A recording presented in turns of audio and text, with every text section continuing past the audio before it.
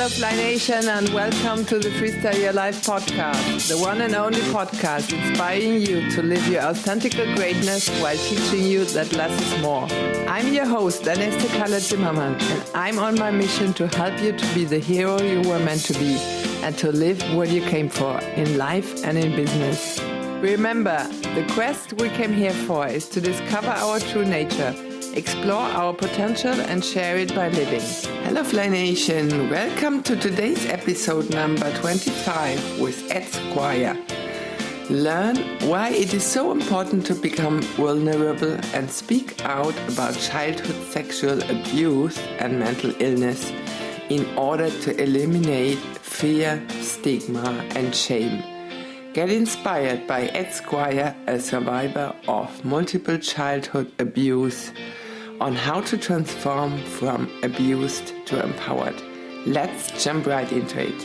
Hello Fly Nation, today I have a friend with me. He's Ed Squire and we met recently in Tampa, Florida in February for the New Media Summit, and he is running the nonprofit MeTooWhatNow. So you will share with us what is the background and everything, and also about PTSD. So in preparation of today's interview here, I did some research and I found out that 5 million Americans, which is a real big number, I think, they suffer from post-traumatic stress disorder. So you had a problem and was challenged with that, and me obviously too in the past. So we're going to explore how this affects life and everything. So welcome, Ed, and big hug to you. Thank you. I'm glad to be here.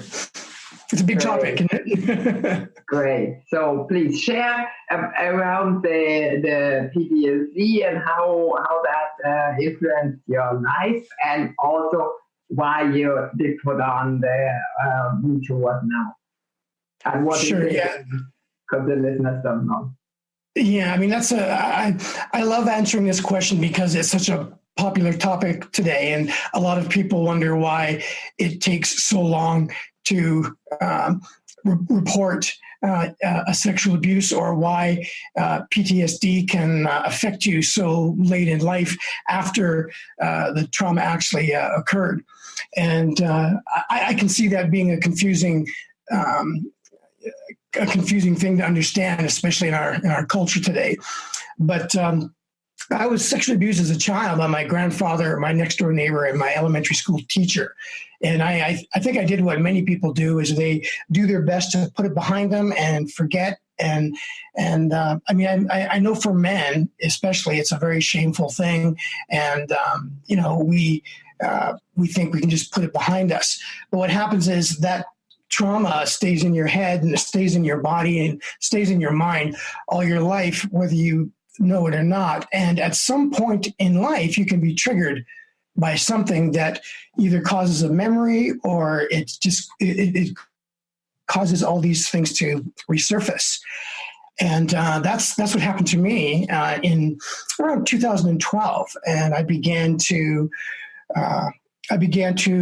just lose my focus on my job and my inability to, stick to tasks. And I eventually went on disability because I was diagnosed with post-traumatic stress disorder, very similar to the servicemen and women that come back from the war zones. Mine was classified as complex PTSD, which means you've experienced multiple trauma over an extended period of time. Yeah, and so that's how everything started for me. But that leads into the MeTooWhatNow piece. But did you have any thoughts or questions about what I just said there? No, just go ahead. We just go on the fly here.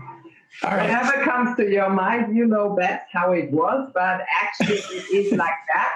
Even if we tend to forget about traumatic things and situations and persons in the past, it's always in the system, right?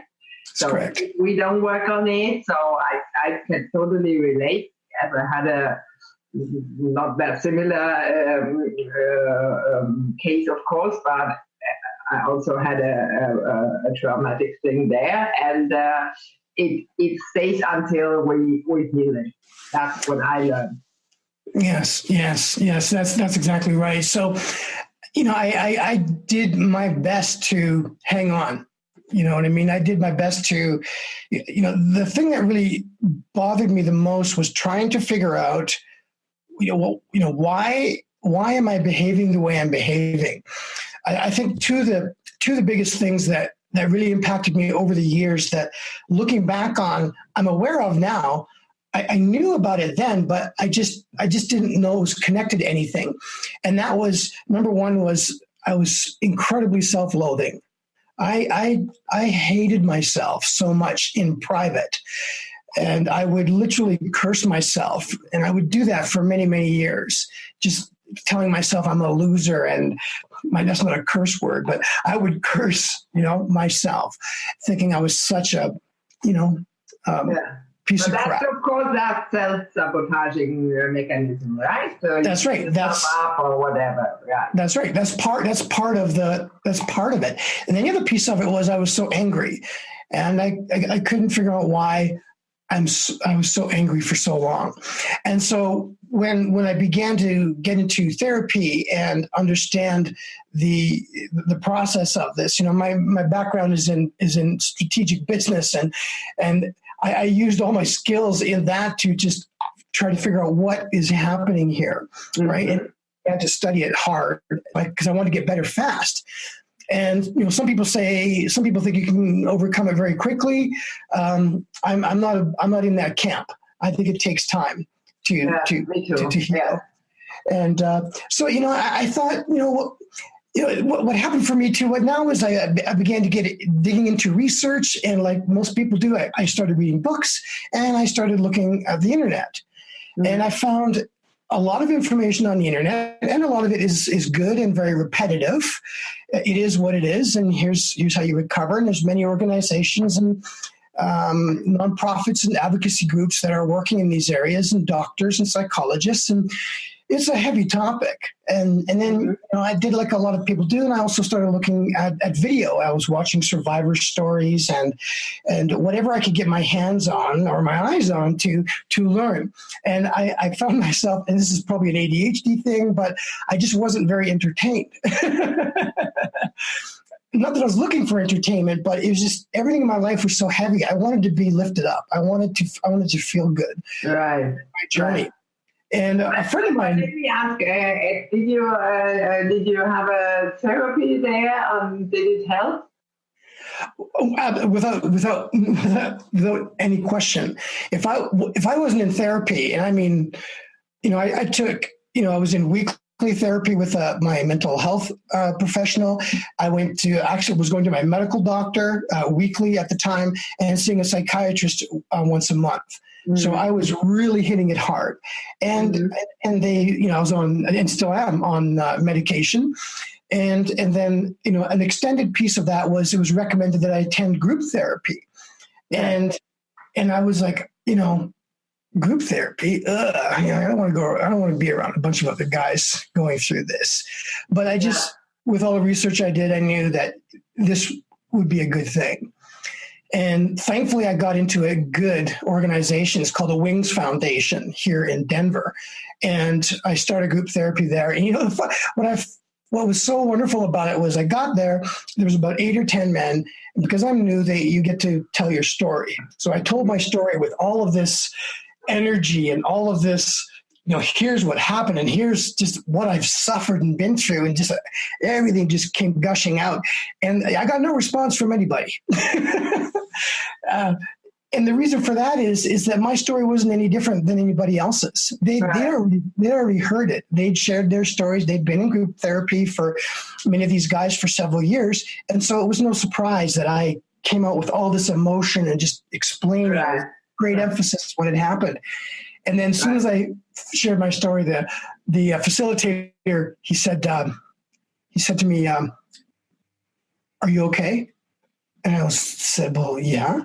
He said, well, are you here with us right now? And I was confused by what he meant. I'm like, of course I'm here. What do you mean? Yeah, because the emotions come up, right? That's right. Like my mind and my emotions were not in the group. I just left, right? Right. And he said, but inside the group, everybody is sitting in the same boat, right? So that's right. That's why they are there. That's right. And because they had been, it was a kind of a veteran group, they knew, not to get caught up in my emotions, just to allow me to get them out. Yeah. And they actually, the facilitator said, what we're going to do is we're going to take a moment here we're going to go into like a meditation mode for just a few minutes and ground ourselves. And my mind was racing because I just put all this stuff out there. Yeah. And we did that. And I calmed right down. And meditation has become a big part of my life now. I mean, if you ask me what's the number one thing that is helping me in my recovery, it's meditation. Yeah. So group therapy was absolutely fantastic. I went to group therapy for 2 years, and I'm not going now, but I can go back at any time. So that was another big piece of it. And name it again, Wings? Is it called Wings? Wings, yeah, like is it a chain or is it just locally in Denver area? Right, so it's in Denver, and it's a 35-year-old organization, and it was founded by a lady who was a Miss America contestant in the 50s. And I'm just thinking, Ed, if there might be listeners who face a similar problem, right? So yes. Is organization operating nationwide in the state? So that could be helpful. If it's absolutely not everybody's from Denver now. Yes. And if you're in Denver, it's for men and women. So they have women, not together, obviously, right? They have separate plans and groups for both men and women. And it's in my opinion, it's the best group therapy, the best organization in Denver specifically for survivors of childhood sexual abuse. Great. Okay. Yeah. Because I totally agree. I think if you have such a traumatic situation, it's combined with even lost people, right? So you have to face them all the time, right? That's right. That's the problem. And this is you need really to dig deep and to heal it in order to set yourself free and break free. And that's my topic here, of course, how to break free from those things. And with just distracting ourselves and running from it, and everything of that is not the help for going on and feeling fulfilled in the future. If something was happening, yes, we have to...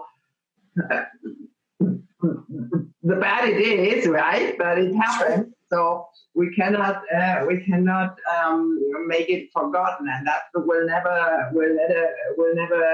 be the solution. But we can to give it another frame. We can reframe it, right?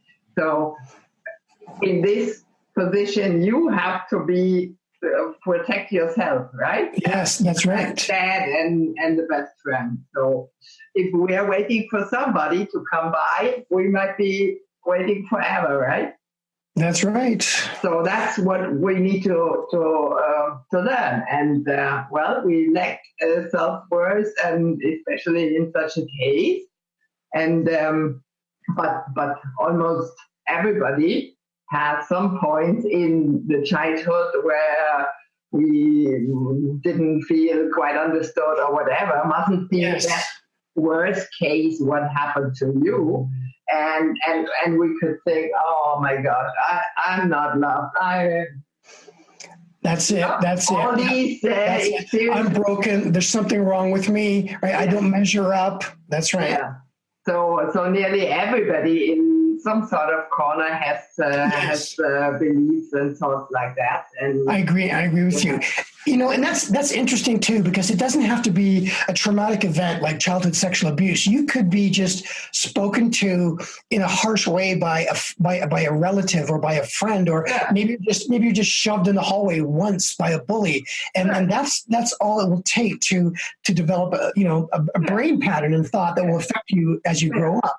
Right. And I like what you say about breaking free and digging in, because I thought I was fine before group therapy because I didn't want to go to group therapy. I didn't want to go to that level of vulnerability. I just because it's so shameful, right?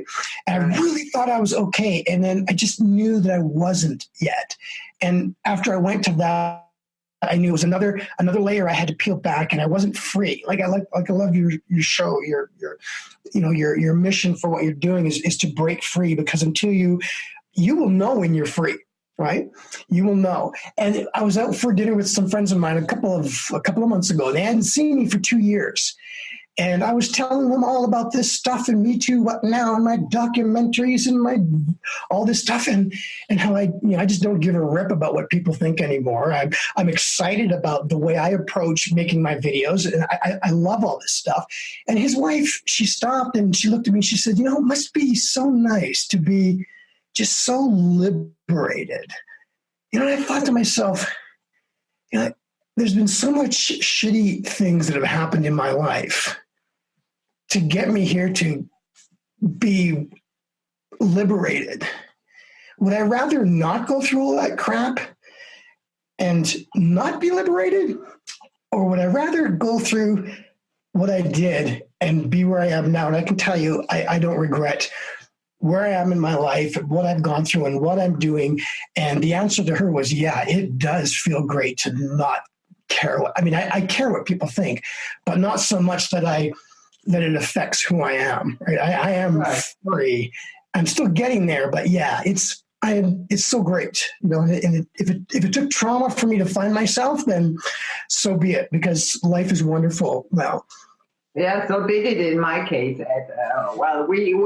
We met each other and we totally sensed there is so much alignment, right? From the first second we met even before meeting, but just on the internet in the room, we had that sort of special connection, right? So, yes.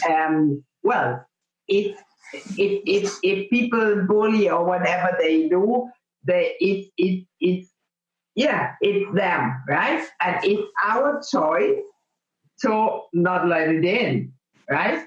That's right. So this is a process of transformation, of course. It's not just, it's easier said than done, of course, but it's doable, right? Because we are doing it. Absolutely.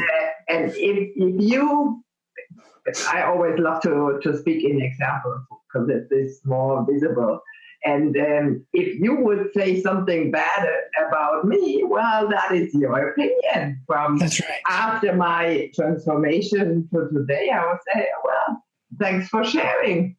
Right? That's right. Yeah, that's right. I used to be so concerned about that in the past. That used to bother me when somebody didn't like me or said something bad, or it would affect me emotionally. And now I'm like, yeah, of course.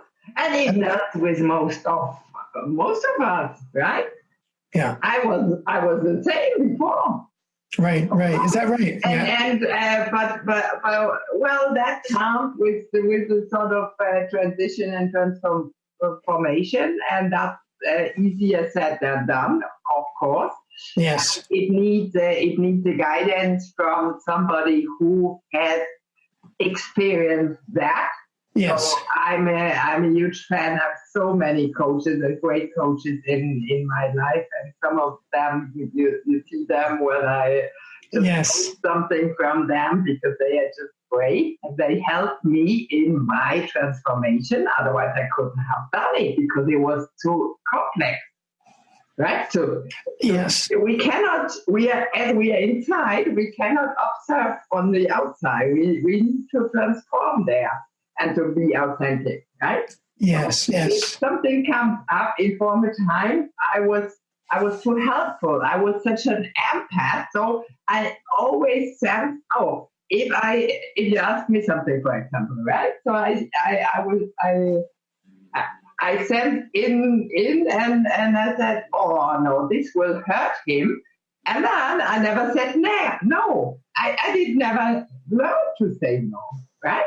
But not saying no to somebody else's agenda, whatever it was saying yes to him, but it was actually saying no to myself. And that's what, after all, killed me, right? That's right. I was running all over the field and helping everybody and was nearly dying. Yeah, my gosh, that was bloody bullshit, right? I can relate. I didn't knew it better before. So I learned the school of hard knocks, and I really got so many of them until I realized, well, either I say you to you, or if I'm not saying you to another person asking me for something, right, which would mean stress and schedule or whatever, and I'm saying no to myself. I just have the time I have, right? So if you ask me something and I don't have the time, but I still don't want to say no to you, I'm saying no to myself because I'm running after you and chasing this thing, and I don't have time later, right? Yes. So this is a process, and we can transform, but is it easy? No, it's very challenging. Yeah. And the best thing is, of course, like you or myself, to have a coach who has been there and who has found a solution to it. That's why I highly believe the topic we're discussing here with PTSD and with bullying and sexual abuse is an incredible, important topic. And it's I think it's, gratitude is a big part of my life, to be thankful for something every day. And I'm so thankful that as horrible as this topic is and as prominent as it is in our culture today, I'm really thankful that I'm going through what I'm going through at that time in this day. So I can, it would be much more difficult for us to do this even 10 years ago, right? Or 15 years ago. Because it's so much easier to talk about, and people are accepting it, and people are looking for it, and wasn't like that just a few years ago. And so it's just a great time to not just for you and me, but for anybody who has experienced this. It's okay to deal with, and it's. Sadly, it's millions and millions of people around the world experience it, so it's not so uncommon, right? And I think that's the big thing for me. It was like what happened to me wasn't that uncommon, and connecting. You talked about coaches and people helping you, and connecting with other survivors and people that are experiencing it at whatever level of journey, of whatever level they're at in their journey. It's helpful to everybody, right? So that's another piece of it as well. I needed to see my doctors. I needed to see my therapist. I needed to go to group therapy. I needed medication. And I also needed to connect with other survivors that were wherever they were in their journey. And that there was a benefit to both of us that, I couldn't be where I am at today without having those relationships as well. Right. So we can really highly encourage everybody to look for help, and I think group sessions are I'm a fan of them, because I think it's encouraging each other. Right. You're sitting in the same boat. You're sort of facing the same problem. Everybody on his own and in his special field, but the overall topic is the same, and there is a understanding and a goodwill, in such groups, and you can hold each other accountable, and I think that's a great thing. So, afterwards, we were engaging and corresponding because of the bullying story there, right? So when I encouraged you let the assholes just do what That's they right. That's right. and turn around, and then that's nothing for you, right? Because if you give somebody like that, and this is for Nazis, this also is the case. If you give them the attention and the focus, and they will grab it, and the first moment you turn around, right, you got hit. So this is very dangerous, and but being angry or upset or worried or whatever about it doesn't heal the situation. No, it that's gets right. worse. It gets worse. So then there comes. So how do you advocate, right, for that? And that's something I've been learning just this year, as I've always known and been aware that there's going to be pushback to what I'm doing. There's going to be people that don't like what I'm doing, and I also understood that it would probably come from sources that you wouldn't expect, meaning family or friends or relatives or loved ones, right? And I've always thought, well, everybody likes me. Everybody likes what I'm doing. I'm doing such a good thing. Well, oh my God, I got hit on by a bully that I used to apparently attend high school with. I didn't know that. And so that actually triggered me. But before I responded and before I began to take any action against it, thank goodness I have the support group and the people around me that know me very well. And I consulted with them. I said, I want to advocate for people that have been, that have been bullied, and I have an opportunity to do that here. So I took a positive and an aggressive approach that was well thought out, and I took a stand for it. And next thing you know, MeTooWhatNow has kind of pulled in other advocates that are working against bullying, and it turned out to be a very positive thing. And it challenged me to keep my heart and my head straight about how I felt about what was going on. And I did. And I'm glad that happened now. So you can, bullies don't like being exposed. I found that out. And if you expose them without emotion, but in a pragmatic way, right, to take a stand for the issue as opposed to taking a stand against the person, then you're getting traction in that right. For that cause, and that's what happened for me not too long ago. And, right. But that's brilliant, and if everybody around the world has its own opinion about things, right? And what I consider the most important is we need to become authentic, because then all this judgment and all this blaming and that just stops, right? That's right. Whatever opinion we have, there is somebody who is not that opinion, right? Who is against it. Well, that's his opinion. I have mine, you have yours, and the listeners have theirs. So everything fine, right? That's right. So it's our decision if we jump on it and if we judge and get judged. That's right. Or if we just neutral and say, well, that's fine. For me, it's fine. You have your opinion, no problem about it. But I don't want to be judged. I'm sorry. That's the end of the talk, right? That's right. But there is no need to become upset, or it's just very friendly and very so, because then I have the power by myself. That's right. If I jump on a emotional that's right. Relationship discussion with the partner, whatever, if we jump on it in this emotional state, right? So could just hit him. Well, that doesn't lead nowhere. No. We need to keep a cool head. We need to get sort of out of the situation and cool down. And then we are in a state to say, well, yeah, it's fine with me. It's your opinion. I have another. Everything good, right?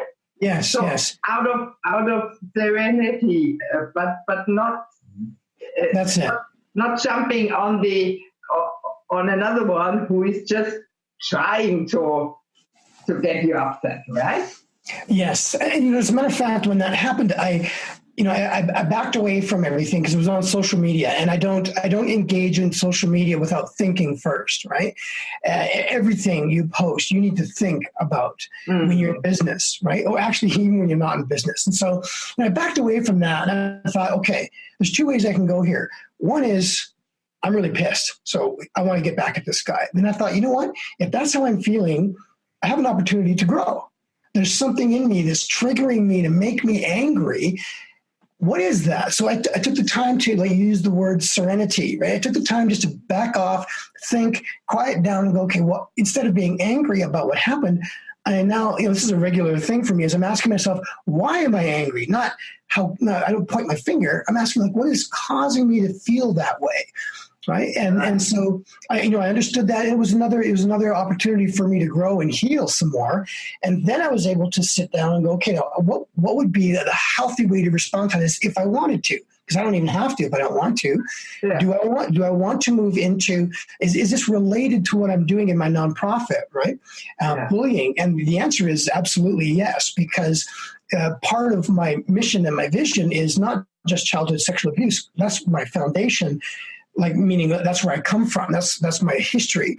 But overall mental health is what is being affected from that trauma. And that's a big part of MeTooWhatNow's vision.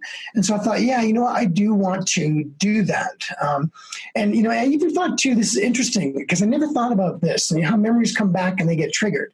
When I was sitting back and thinking about this, I realized that the teacher that was sexually abusing me, at one point, he was giving me a ride home from school and picking me up in the morning and taking me to school. And I remembered him doing that. And when I went through my lawsuit, that was a part of it and talking about that. But I couldn't remember why he was doing that. And it occurred to me that there were bullies that were standing outside my, hold on a second, I'm sorry, my camera.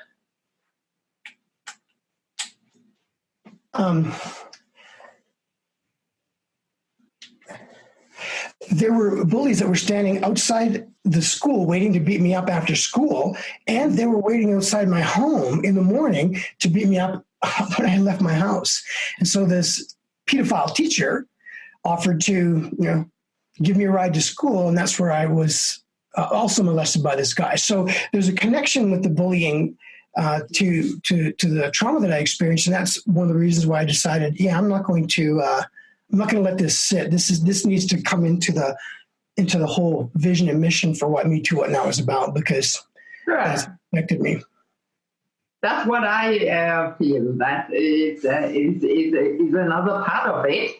And I believe things come up because they have something to do with us. Yes. Right? Yes. So we should look clearly what is it about and where does it come from, and train ourselves to react different than we did before, right? That's right. Because otherwise there will be no different result if we always react the same way. That's right. It's challenging, obviously, and but I think it's the only way. Does it ever feel good? And this is the thing about, the part of my mission for MeTooWhatNow is to eliminate the shame and the fear of the results of childhood sexual abuse. And, when you first start facing that, I can't think of anything that was more fearful and shameful in my life than doing that. And I've done a lot of shameful things that were a result of that. And, once you get over that hurdle and you start to talk, and I believe that's where the healing, that's where the journey begins with this is in talking. And, so when it came to the bullying thing, when I talk about it and ask myself questions, that's when the shame and the fear disappear, and connecting with other people that understand me, right? And that's my wish for people. The first step when it comes to dealing with this is you don't have to make a video, you don't have to go on a podcast, you don't have to attend a meeting and you just need to tell someone, whether it's a family member or a friend or even a stranger that you might have met, because that's kind of how it happened for me. I met a stranger who became a friend of mine, and he said, "So, Ed, tell me all about yourself." And I thought, I'm going to tell this guy everything about myself because I've never done that. And I unloaded everything. Now, he ran a nonprofit that was for divorced men that were recovering in their lives and they have children and they're just and they may have addiction to pornography and different issues with their lives that came out of divorce. And so there was safety with him for me talking to him, but he was the first guy I ever just really told the truth about what not only what happened to me, but how the life that I led afterwards. And man, that's where healing begins in your journey. Right, because just by talking, we can unload so many emotional burden out of our backpack there, right? Yes. So that's very crucial to do it. And did you ever talk about it with your grandfather? Oh man, wow, that is a really good question. Yes, I did. As a matter of fact, that's an amazing question. Wow. So when I was in my mid-20s, that's during all my life I've been angry and self-loathing and whatnot. Well, my grandfather was in the hospital and he was on his deathbed. He was in his late 90s and he was a World War I and World War II veteran. He sexually abused my father, all of his brothers, and his sister. And I went to see him in the hospital by myself, and it was, so I stood there with the door open, looking at him, and I hadn't seen him for years because I told my dad that if I saw him again, I would probably kill him. I was so angry. And my dad said, I understand, don't worry about not seeing him again, but I wanted to see him before he died. And I don't know why. And when I was standing there, he said he was legally blind and he was pretty much deaf as well. And he knew somebody was standing in the doorway. And so he was crotchety and he yelled out and he said, "Who's there? Who's standing in the doorway?" And I said, it's me, Granddad, it's Ed. And then he calmed right down. He goes, "Oh, Ed, come on in. And I went in and I didn't have a plan. I was just like in the moment. And what I did was, I said to him, "Granddad, I remember everything. I remember everything that you did to me." And because he couldn't see, he could hear, but I had to get close to him. And I said, "Do you understand what I'm saying? And are you hearing me?" And he said, I could tell by his countenance and his face because he was shocked, right, that I brought this up. And I said, I just want you to know that you destroyed my life. You absolutely destroyed who I became as a human being. And I just want you to know that. And he had his face was just completely sullen and he didn't know what to say. And then I said, "But I didn't come here just to tell you that." I said, "I just want you to know that I know that you weren't born wanting to do the things that you did." And I said, "At some point real soon," I said, "you're going to die." And I said, "You know what? I'd really like to see you in heaven. And I'd like to see you the way God made you from the beginning. And the only way that's going to happen is you have to be sorry for what you did. And you have to ask for forgiveness for that. And if you do that," I said, "you can go to heaven and I'm going to see you there." And it It was a powerful time. I can't believe you asked me that. Nobody asked me that question. And, I said, you don't have to do it right now, but you need to do it sometime before you close your eyes for the last time. Mm-hmm. And then the nurse came in and she said, Mr. Squire, talking to my grandfather, she said, it's time for you to eat something. And I said, do you mind if I feed him? And she said, no, that'd be fine. So I fed him. And then, we spent some time together and then I left. Yeah, that was so I faced him. I had 3 abusers, and he's the only one that I've had the opportunity to face. And I can't believe that I did that. I didn't have that plan when I went there. And so, I was able to forgive him. Yeah, I want to totally acknowledge your courage to do it. Thank you. But that was part of the healing. Absolutely. There's no doubt. There's no doubt. I can imagine how hard it is, right? To go there, because you're so angry and you just could hit him, right? But true. I think that was a big part of the healing to just tell him your side of the story and tell him, well, that was not right, obviously. Yeah. No discussion about it, right? There's no opinion that this should have happened and that would be right. So, that's right. And another thing too is, people ask, survivors ask, should I face my abuser? And the answer is it's up to you. You don't have to. I don't think it's necessary for your healing, because everybody's journey is different. Yeah. No, but I mean, you have to feel for yourself, right? That's right. What's right for you? But that I think to face it and not to run from it or distract it or resist it anymore, it's a big part in the healing.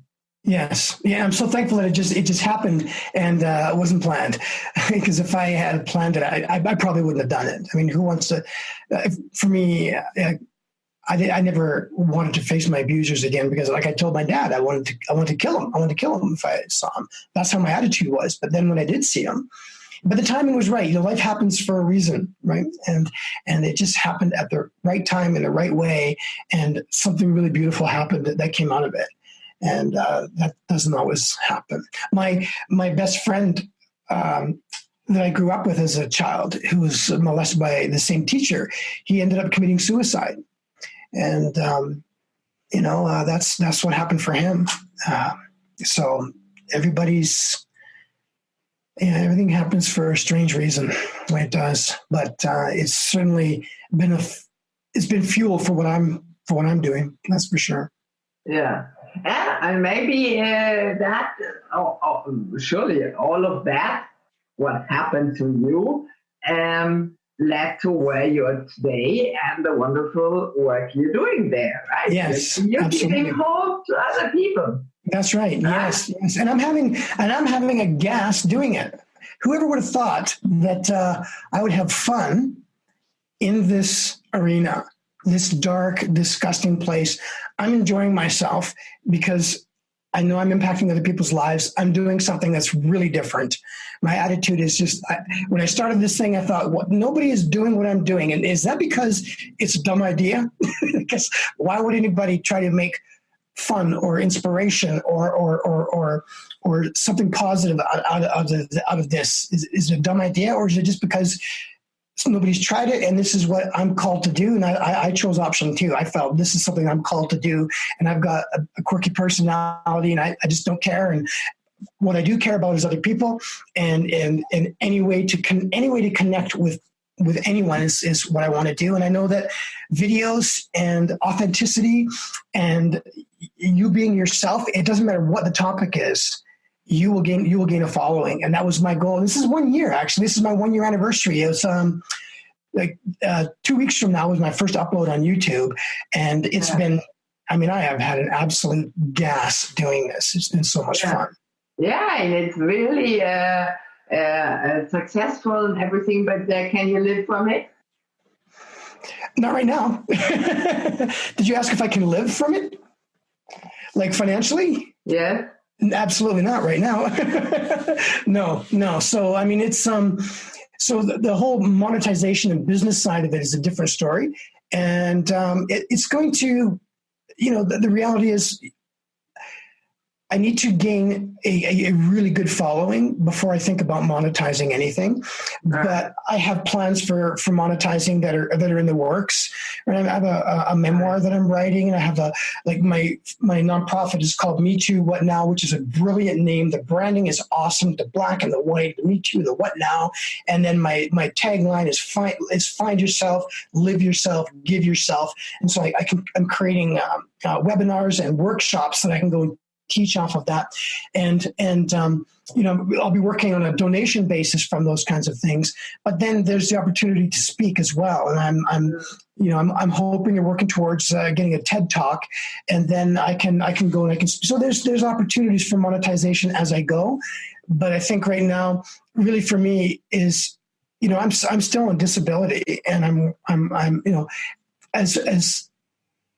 And that's the thing about what this is reality, is that regardless of what you see on video or when you see somebody, you don't know what they're going through. And I'm on disability for a reason, right? And my healthcare professionals will not release me to go into the workforce yet. And so with the nonprofit, I can monitor my workload, who I see, where I go, and I can manage myself, because I still trigger when certain things happen, like stress or in public places. I'm still working through a lot of my issues. So this is a good thing. So all of that to say, I'm not focused on the monetization part yet. It's my health that is coming first, and while I'm doing that, I get to build a nonprofit and see opportunities come down the road. Because there's a lot of opportunity. When you have a large following, there's lots of opportunity for making money. So so we'll see. Right. And I have two. My documentaries, I think, are going to be very, very interesting. Money wise, what comes out of them. So those are a few years out. So yeah, you're doing just great there. Even the film about our event there, it was just gorgeous. So, I'm glad you liked it. I love it. Yes, but what you need, of course, and we all need, and then especially if we have a topic, so mine is authenticity, and this is part of yours too. I highly believe we need to become authentic, otherwise we're gonna just kill our planet and everybody and everything on it, because we have a sort of a responsibility for our grandchildren to leave it, right? Yes. We behave here like there would be no tomorrow. So, but we have to start at one point, right? And everybody can do a little bit. So. That's right. Because we have so many problems with wars here, with pollution, with whatever. We are building up walls instead of being content that they are gone, and it's crazy, right? It boils down to love, Carla, right? We're not so focused enough on loving ourselves and loving one another and loving our planet. And just it's love. Everything's missing that 4-letter word. And when we focus on that, then that's when things come into alignment and things get better. Right, and that's a great last word before we wrap it up. I'm a huge fan of compassionate love, right? So. Sure. Because this implements the sort of understanding, right? That's right. For the other one. And coming from this point, it is never sort of an aggressive approach, but you know me, I love to hug, right? Yes.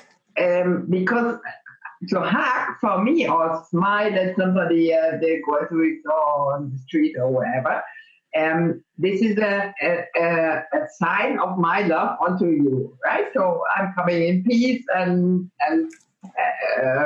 let's unite and be together, right? And the hug is a really gorgeous symbol for that.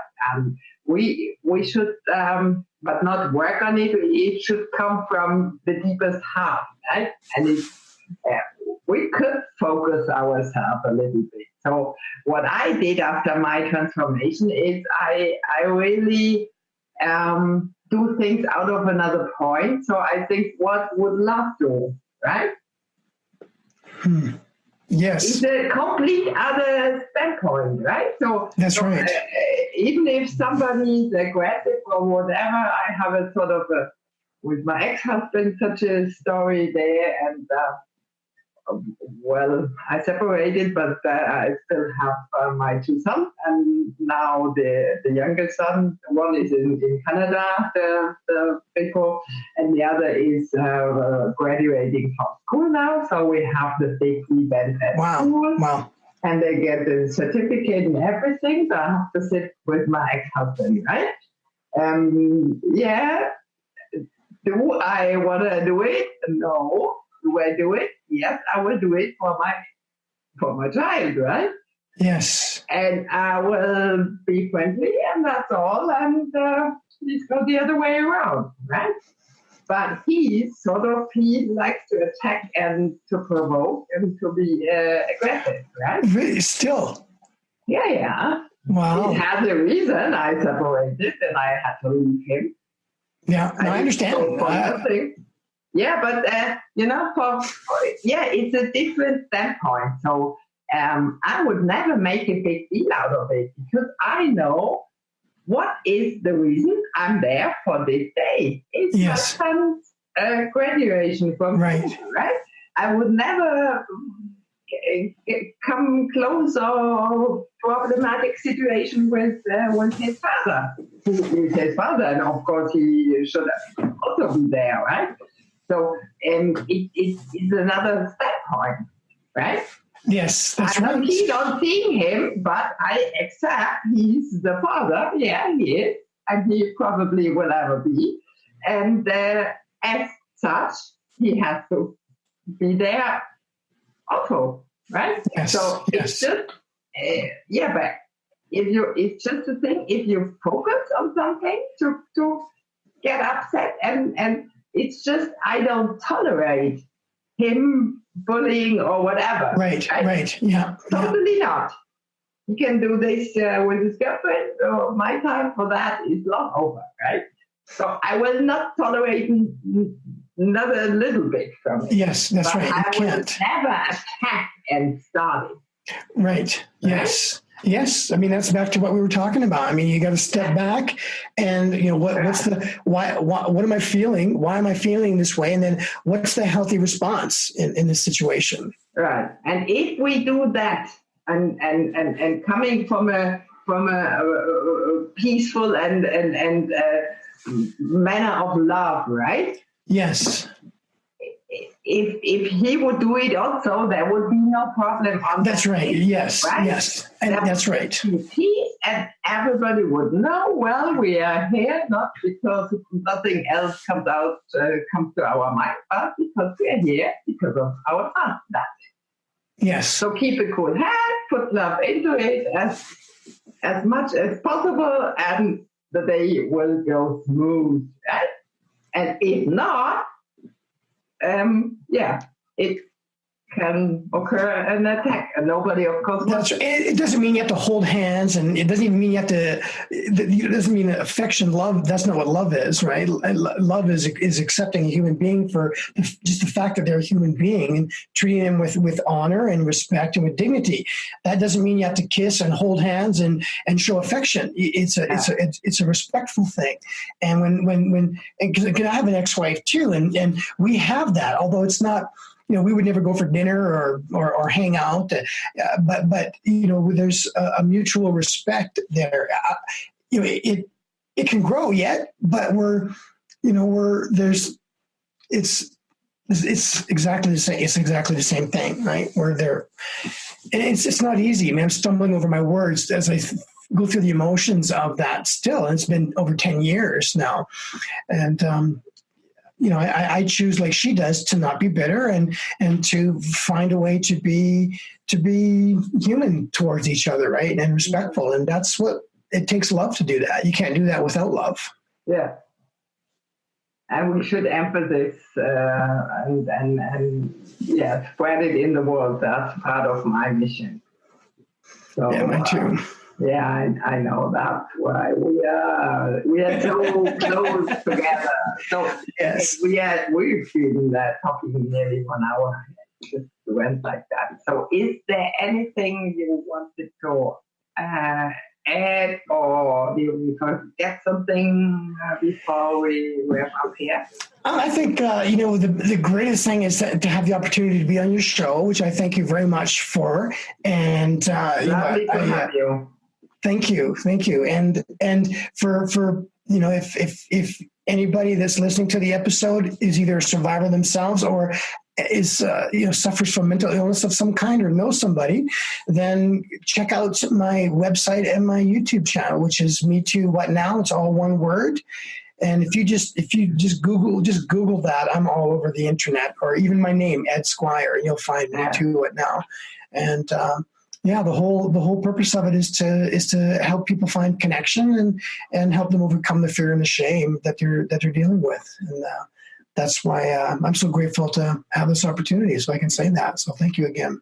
Right, that's brilliant, and I'm sure there's a wide audience that are concerned on those topics here, and that's why I wanted to bring you up. So I will mention everything in the show notes so that listeners can look it up.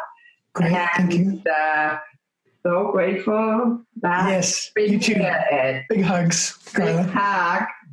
All right, so we will say bye. And you stay here for a second, please. Sure. So, thanks. Fly Nation, I hope this was a brilliant interview for you, getting some takeaways out of the talk from Ed Squire, who really suffered the way along from childhood abuse and from bullying. And thanks for letting us be part of it, Ed, in your story here. And because we can learn from other stories, right? We don't have to make everything and every mistake on our own. We can just learn from other stories, and how you did it, I think is wonderful, especially the thing with the grandpa to go there. It takes a lot of courage, and totally acknowledge that. And I think there are so many takeaways in this interview just today with you here. So thanks so much. Okay, bye, Fly Nation. Have a good day. Hello, Fly Nation. Thanks for listening in today to this incredible interview with Ed, revealing going through multiple childhood abuses and how this still affected his life today. He inspired us to step up, speak out, become visible, and release the old trauma. In other words, to freestyle your life from past sufferings and to start over new. And I'm very grateful that he shared his very personal story openly with us. Please stay tuned to catch your next week's interview on the Freestyle Your Life podcast on Tuesday, which has also to do with big coming out. Sandra Bellamy will share her coming out on asexuality. Be curious for that talk, and maybe you'll learn new insights like I did. Remember, Fly Nation, break free and fly. Talk to you next week. Bye.